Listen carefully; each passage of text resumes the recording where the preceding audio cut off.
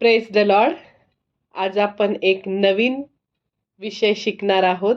तो म्हणजे कष्ट न करता आशीर्वादित कसं व्हायचं ह्याविषयी. तर वचनात जाण्याआधी आपण प्रार्थना करू. परमपवित्र पिता प्रभू येशू ख्रिस्त आणि पवित्र आत्मा त्रैक्य देवाला मान, महिमा, गौरव, सन्मान आता आणि सदा सर्व काळ युगानुयुग असो. बाप्पा, जे काही वचन आज आम्ही शिकणार आहोत प्रभू, हे वचन बोलण्यासाठी प्रभू पवित्र आत्म्या तू मला मदत कर, सहाय्य कर. पवित्र आत्म्या ये आणि तू माझ्या मुखाचा ताबा घे. मुख माझा असलं तरी शब्द तू पुरव. शब्द तुझे असू दे पवित्र आत्म्या.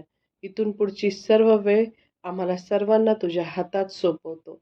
तसेच प्रभू हे वचन जे लोक ऐकतील यूट्यूब माध्यमातून प्रभू, त्या ऐकणाऱ्याला प्रत्येकाला तू आशीर्वादित कर आणि त्यांचं जीवन या वचनाद्वारे बदलू दे. ही सर्व प्रार्थना धन्य तारणाऱ्या येशूच्या नावात मागते आणि स्वीकारते, म्हणून तू ऐक. आमेन. तर आज आपण जो विषय बघणार आहोत तो म्हणजे कष्ट न करता आशीर्वादित होण्याचा मार्ग. तर आता आपल्याला येशूने बऱ्याच ठिकाणी हे सांगितलेलं आहे आणि ते आपण देवाचं वचन व्यवस्थित समजून घेत नाही. त्यामुळं आपल्याला बऱ्याच वेळा आपल्या जीवनात कष्ट, संकट, दुःख, आजार, त्रास असतो. तर आपण आज बघणार आहोत मार्क याचा 4था अध्याय 26 ते 28 ही वचनं मी वाचते. मार्क 4था अध्याय 26 ते 28. आणखी तो म्हणाला, परमेश्वराचे राज्य असे आहे की जणू काय एखादा माणूस जमिनीत बी टाकतो, रात्री झोपी जातो, दिवसा उठतो आणि ते बी रुजते व वाढते, पण हे कसे होते हे त्याला कळत नाही. जमीन आपोआप पीक देते, पहिल्याने अंकुर, मग कणीस, मग कणसात भरलेला दाना. देवा वाचलेली वचनं आशीर्वादित करो. आमेन.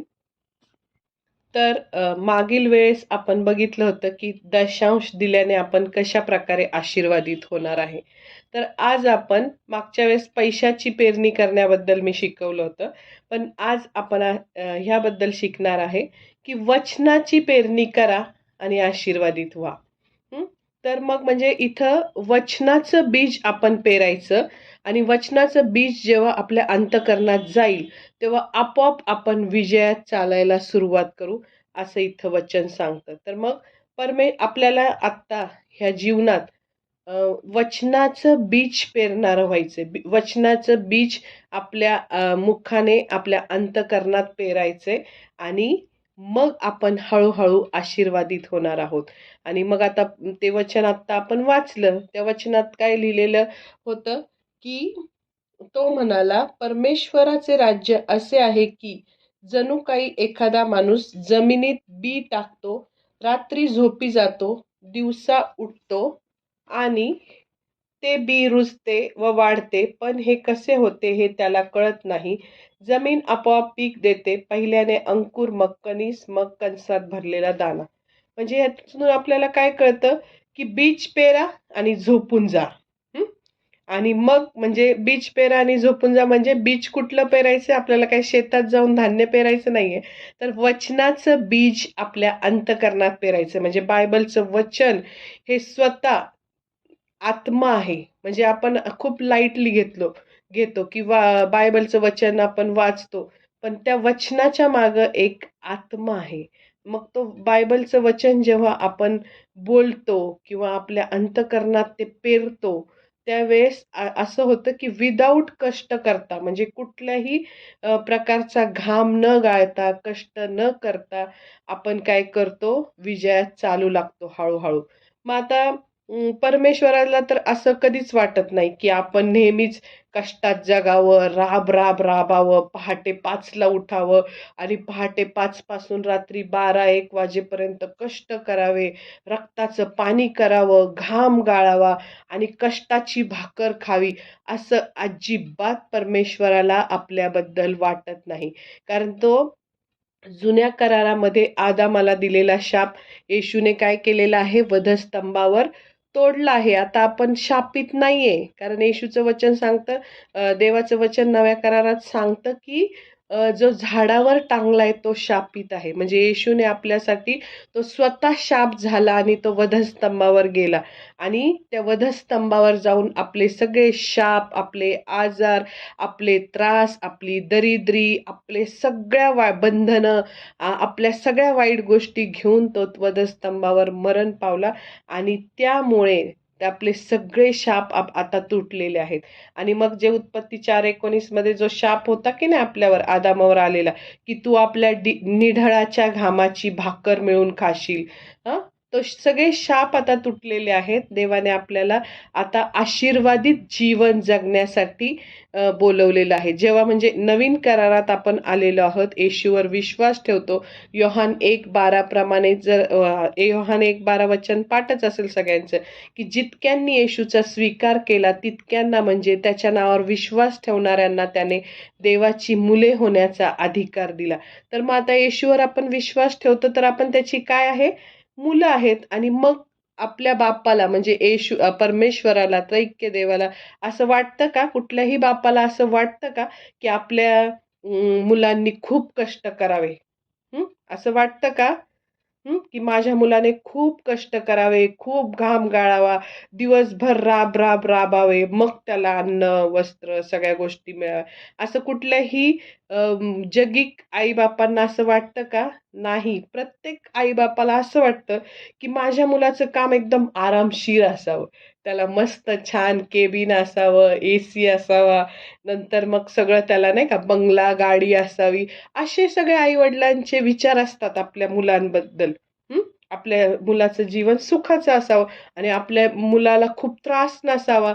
त्याने कमी काम करून त्याला भरपूर सगळ्या सुखसोयी मिळाव्या, असं आपल्या सारख्या जगिक आई-वडिलांना वाटतं. आणि आपल्यासारखे जगिक आई-वडील असंही करतात, की नाही का आपल्या मुलांना पुढे त्रास होऊ नये म्हणून थोडंसं काहीतरी त्यांच्यासाठी कमवून सुद्धा ठेवतात. का? तर आपल्या मुलांच्या प्रेमामुळे. आता सगळ्या जगी काही वडिलांना हे असं वाटतं. आता मला तर याचा चांगलाच अनुभव आहे. माझा मुलगा बॉम्बेला जॉब करतो. तुम्हाला माहीतच आहे.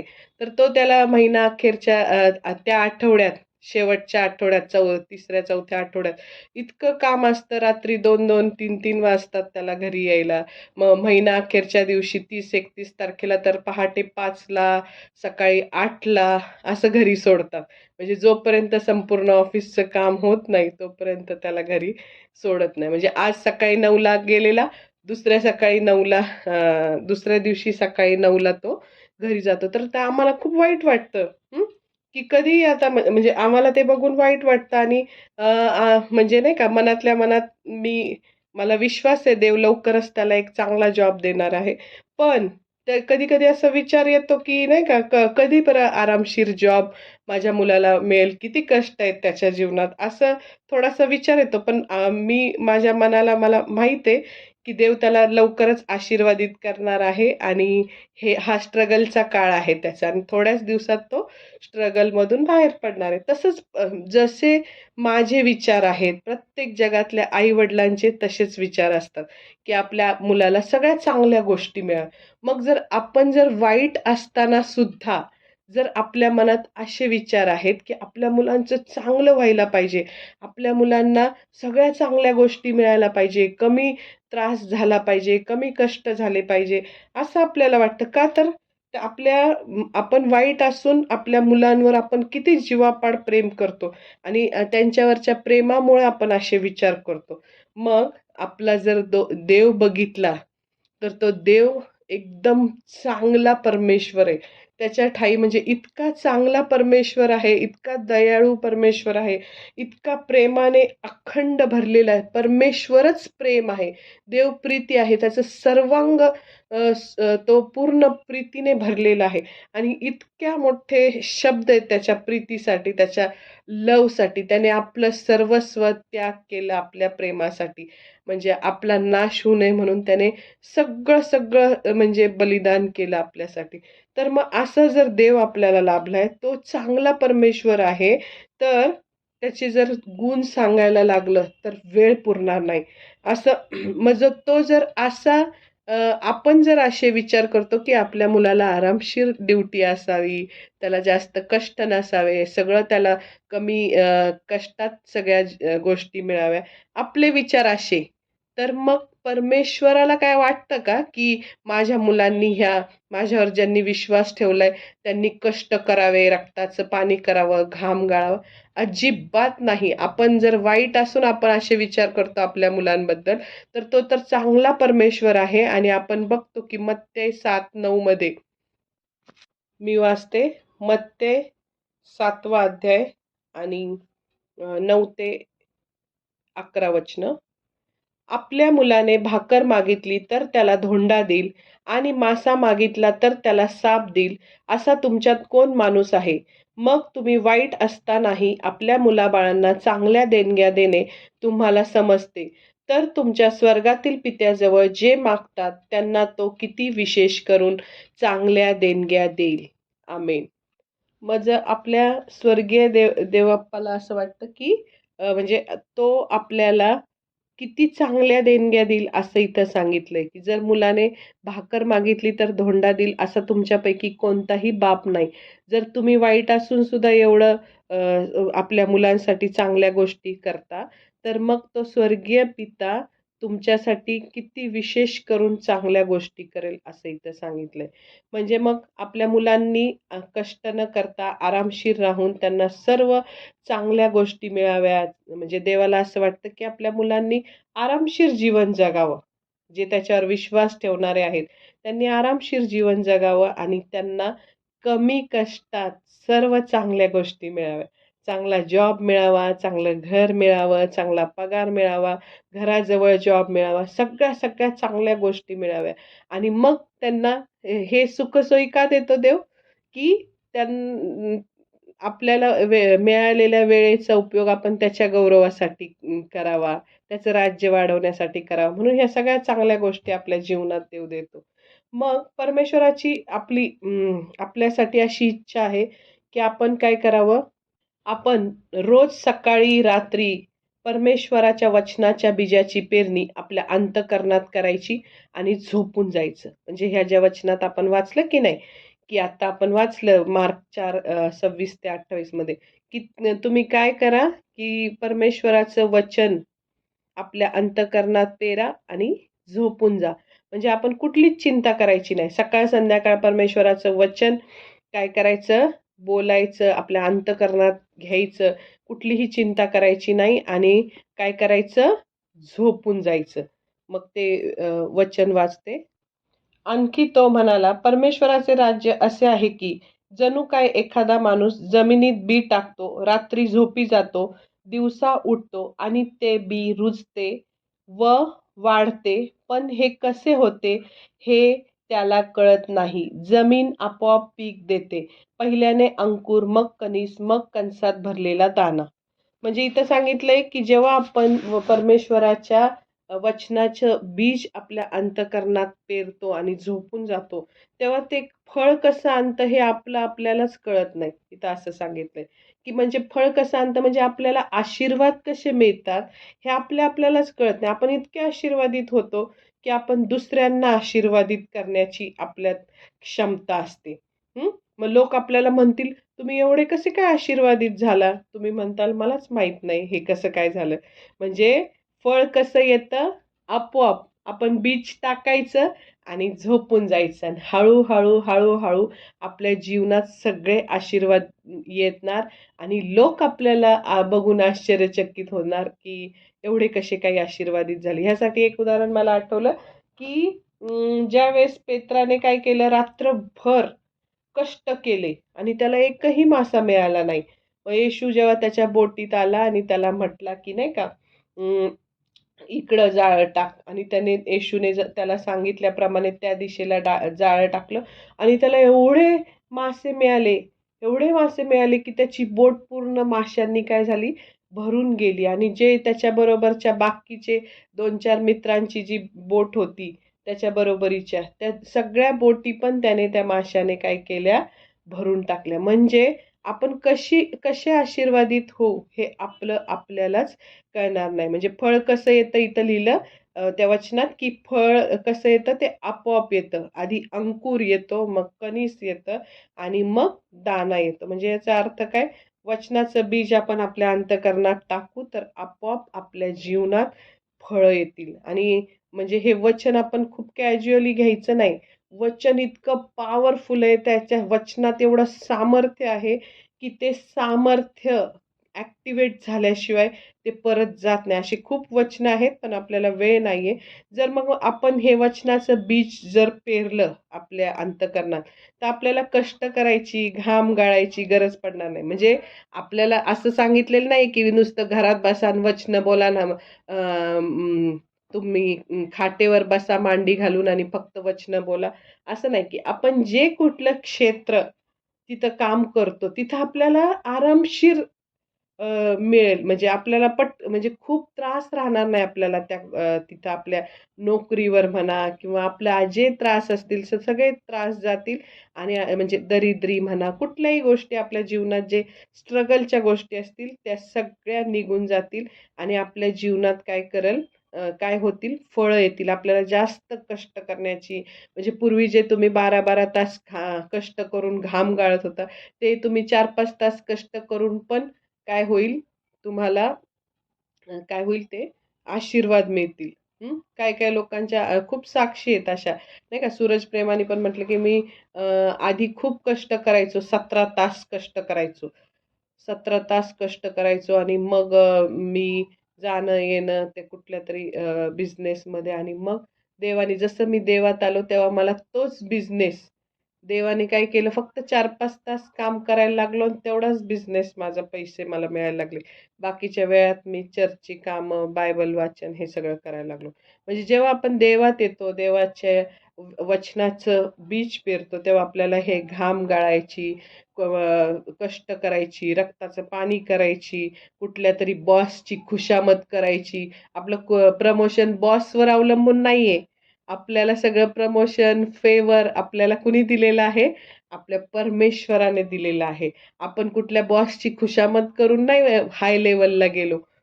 आपल्याला परमेश्वराने फेवर दिला आणि त्या दृष्टीने त्यांनी फेवर दिल्यामुळं आज आपली लायकी पात्रता नसताना आपण त्या जागेवर जाऊन बसलेलो आहे. हे सगळ्यांच्या जीवनात अनुभव असतील.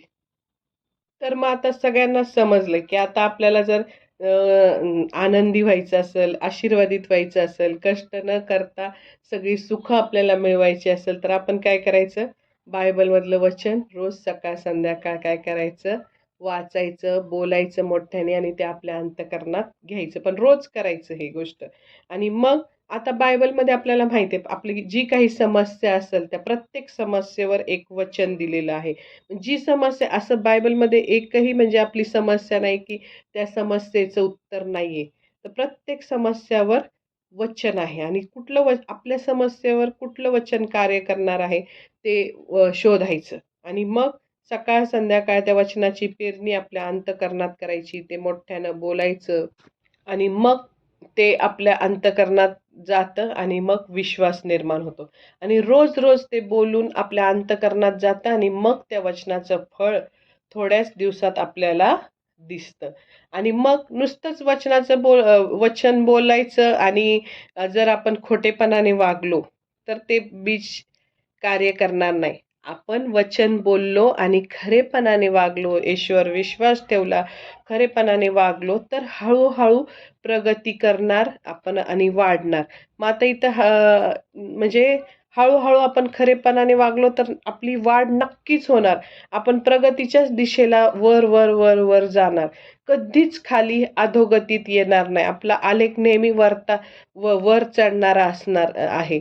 तर मग यासाठी मला आत्ता एक उदाहरण आठवलं, की पोटिफरच्या बायकोचं, की योसेफाचं, की ती पोटिफरची बायको त्याला व्यभिचार करण्यासाठी रोज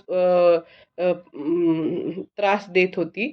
आणि मग तो काय करत होता, तिच्या व्यभिचाराला बळी पडू नये म्हणून तो तिला पूर्णपणे नकार देत होता. आणि एक दिवशी तिने जे काही केलं आपल्याला माहिती आहे योसेफाची गोष्ट, की तिने त्याला व्यभिचार करायला नाही का फोर्स केला, तर तो तिथून पळून गेला जोरात, की त्याच्या हातून देवाच्या विरुद्ध कुठलंही चुकीचं गोष्ट ते होऊ नये म्हणून. म्हणजे तो खरेपणाने वागला. त्याला माहित होतं, की देवाचं वचन आहे की नाही का, खोटेपणा करू नको, आपल्या मालकाला फसू नको, व्यभिचार करू नको, ह्या देवाच्या विरुद्ध गोष्टी. तेव्हा तर 10 आज्ञा पण नव्हत्या, पण तरी त्याच्या सद्सद विवेक बुद्धीला त्या माहीत होत्या, की ह्या गोष्टी चुकीच्या आहेत. आणि मग त्यांनी तो तिथून काय झाला, पळून गेला, खरेपणाने वागला. आणि आपण बघतो त्याच्या जीवनात प्रगतीचा आलेख काय झाला, वरच्या दिशेने. तो खरेपणाने वागला म्हणून त्याची प्रगती झाली. जर त्याने खोटेपणा केला असता, तर त्याला ते व्यभिचाराचं त्याला ते तात्पुरतं क्षणिक सुख पण मिळालं असतं आणि सुख मिळालं असतं आणि नंतर त्याला आयुष्यभर तिचा नोकर बनून राहायला लागलं असतं. म्हणजे ती म्हटली असती उठ, तर उठावं लागलं असतं. ती म्हटली असती बस, तर बसावं लागलं असतं. म्हणजे ती अंमलदाराची पत्नी होती ना, पोटिफर अंमलदार होता मिसर देशाचा. तर मग आयुष्यभर तिचा नोकर बनून त्याला राहावं लागलं असतं. पण तो खोटेपणाने वागला नाही. तो खरेपणाने वागला आणि म्हणून तो पंतप्रधान लेवलला गेला. पंतप्रधान झाला मिसर देशाचा. म्हणजे झाडू पोछा करणारा जो माणूस होता, नोकर होता, त्याला देवाने खरेपणाचं बक्षीस त्याचं काय दिलं त्याला, पंतप्रधान हे पद त्याला मिसर देशाचं दिलं. अशा प्रकारे आपण म्हणजे नुसतं वचन बोलतोय आणि खोटेपणा करतोय असं नाही. खरेपणाने वागायचं, ईश्वर विश्वास ठेवायचा, नीतीने वागायचं, कुठलंही फ्रॉड गोष्टी, कुठल्याही चुकीच्या गोष्टी देवाला न आवडणाऱ्या करायच्या नाही. आणि मग आपण हे देवाचं वचन जेव्हा पेरू, तेव्हा आपल्या जीवनात त्याची फळं दिसायला लागतील. मग आता आपण काय करायचं रोज, तुम्हाला कळलं आता ह्या सगळ्या गोष्टी, की आपल्या जीवनात ज्या समस्या असतील त्या समस्या घ्यायच्या आणि त्याच्यावर कोणतं वचन योग्य आहे बोलायला सकाळ संध्याकाळ, ते वचन आपण काय करायचं, बोलायचं आणि ते रोज आपल्या अंतःकरणात काय करायचं, त्याचं बीज काय करायचं, पेरायचं. मग समजा आपल्या घरातल्या लोकांचं तारण झालं नसेल, तर रोज आपण बोलायचं, त्याच्यावर वचन जे शोधलेलं आहे, की प्रेषित 16:31 प्रभू येशू ख्रिस्तावर विश्वास ठेव म्हणजे तुझं व तुझ्या घराण्याचं तारण होईल. नीतिसूत्र 11:21 की नाही का, धार्मिकाच्या वंशजांची मुक्तता होईल. म्हणजे धार्मिक का वंश बचाया जाएगा. म्हणजे एक धार्मिक असेल तर त्याचा पूर्ण काय परिवार काय होणार आहे, वाचवला जाणार आहे, त्यांचं तारण होणार आहे, उद्धार पावणार आहे, असं इथं लिहिलेलं. मग हे वचन क्लेम करायचं आपण, म्हणजे त्या वचनाची पेरणी आपल्या अंतःकरणात करायची. आजारी असेल, आपण जर आजारी असो तर आजाराबद्दल भरपूर वचनं आहेत. म्हणजे आजार बरे होण्याबद्दल. मग ती वचनं आपण रोज आपल्या अंतःकरणात पेरणी करायची. यशाया 53:4-5, 1 पेत्र 2:24, नीतिसूत्रे 4:22, 20:22, नंतर स्तोत्र 91, निर्गम 23:25. हे सगळी वचनं आपण काय करायची, बोलायची. आणि मग ते वचनाचं बीज आपल्या अंतःकरणात पडल्यावर हळूहळू काय होतं, ते फळ द्यायला सुरुवात होतं. मग कुणाला जादूटोणा, चेटके ह्यांची भीती वाटत असेल, तर बोलायचं गणना 23:23 प्रमाणे. गणना 23:23 मध्ये काय लिहिलेलं आहे, की कोणताही जादूटोणा, मंत्रतंत्र तुझ्यावर काय चालणार नाही. मग तिथं बोलायचं, की अब्राहमाच्या वंशातील येशू आणि योहान 1:12 प्रमाणे, येशूवर विश्वास ठेवल्या प्रमाणे मी त्याची मुलगी किंवा मुलगा झालेलो आहोत. योहान 1:12 प्रमाणे येशूच्या वंशातील मी आहे. अब्राहमाच्या वंशातील येशू आणि येशूच्या वंशातील मी आहे. म्हणून माझ्यावर कोणताही मंत्रतंत्र, जादूटोणा, चेटके चालणार नाही. असं आपण हे वचन क्लेम करायचं. कुणाला भीतीचा आत्मा त्रास देत असेल, भीती त्याच्या मनात बसली असेल कुणाच्या, तर 2 तिमोथी 1:7 की देवाने आपल्याला भित्रेपणाचा नव्हे तर सामर्थ्याचा, प्रीतीचा व संयमनाचा आत्मा दिला आहे. हे वचनं आपण बोलायची. ज्यांची दरिद्रीसाठी अनेक वचनं आहेत ती बोलायची. कुणाला राग येत असेल तर त्याच्या रागावर कंट्रोल करण्यासाठी जे वचन आहे ते बोलायचं, की नीतिसूत्र 16:32. नंतर मग यशासाठी कुठलं वचन आहे, यश मिळवण्यासाठी, की नीतिसूत्र 21:31, स्तोत्र 75:6-7, परत आपल्या मुलांच्या भविष्यासाठी, मुलांना चांगलं आशीर्वादित होण्यासाठी कुठलं वचन आहे, तर स्तोत्र 112, 1, 2, 3 ही वचनं सगळी आपण काय करायची, सकाळ संध्याकाळ आपल्या अंतःकरणात काय करायची, पेरायची आणि मग त्या वचनात आणि झोपी जायचं. चिंता करायची नाही. वचनं बोलायची, झोपी जायचं आणि ते हळू काय होतं, ते बीजाला अंकुर येतो, अंकुराला काय होतं, कणीस येतं आणि कणसात दाणा येतो म्हणजे फळ येतं. आणि अशा प्रकारे आपण हळू आशीर्वादित होतो. आणि तिथं काय लिहिलंय वचन, की ते कसं होतं हे त्याचं त्यालाच कळत नाही. आपल्यालाच कळणार नाही, की आपण कशाप्रकारे आशीर्वादित होतोय. तर अशा प्रकारे तुम्ही सर्वजण वचनाच्या बीजाची पेरणी तुमच्या अंतःकरणात करताल आणि आशीर्वादित होताल आणि कष्ट न करता तुम्ही काय करताल, सगळे आशीर्वाद मिळवताल, सगळ्या चांगल्या गोष्टी मिळवताल, असा माझा विश्वास आहे. आणि देव तुम्हाला हे सर्व करण्यासाठी सहाय्य करो. देवाचा अनुग्रह मागा. देवाला म्हणा, की देवा मी ह्या टीव्हीच्या सीरियलमध्ये सीरियल बघत बसतो किंवा मोबाईल बघत बसतो, त्याच्यापेक्षा मला तुझ्या वचनाचं बीज माझ्या अंतःकरणात पेरायचे, कारण मला फळ बघायचे. ते वचन वाचण्यासाठी मला काय कर, तू अनुग्रह दे, सहाय्य कर.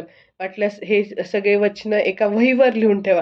म्हणजे सारखं बायबलमधलं ह्या पानावरून जा, त्या पानावर जा, एका वहीवर लिहा व्यवस्थित आणि ती वचनं रोज वाचा आणि झोपून जा. काय अवघड काम आहे, 10 मिनिटं लागतील फक्त. आणि मग तुमच्या जीवनात आशीर्वाद येतील की नाही ते बघा. म्हणजे येणारच. देवाचं वचन आहे, ते सत्य आहे. योहान 17:17 मध्ये लिहिले, माझं वचन हेच सत्य आहे. आणि त्यामुळे ते तुमच्या जीवनात फळ आणल्याशिवाय राहणार नाही. त्यामुळे सगळ्यांनी हे गोष्ट करा आणि आशीर्वादित व्हा. सगळ्यांना खूप खूप धन्यवाद. God bless you. Thank you.